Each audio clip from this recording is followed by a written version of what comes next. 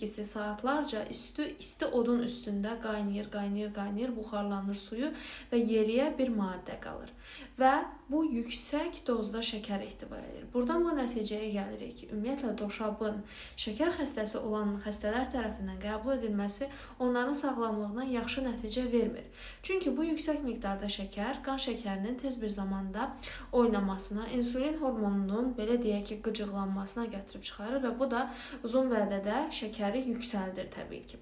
Digər tərəfdən isə yüksək şəkər, yüksək meyvə şəkəri konsentrasiyası həmçinin də qaraciyər yağlanmasına səbəb ola bilər. Belə ki, çoxlu miqdarda bu qida maddəsindən istifadə edərsək, xüsusən də tək başına, yəni yanında hər hansısa bir qida ilə yox da tək başına və günün geç saatlarında qəbul edərsək, bu da yenə uzun vədədə fruktoza şəkərinin qaraciyəri yüklənməsinə və qaraciyər yağlanmasına səbəb ola bilər. Çünki metabolik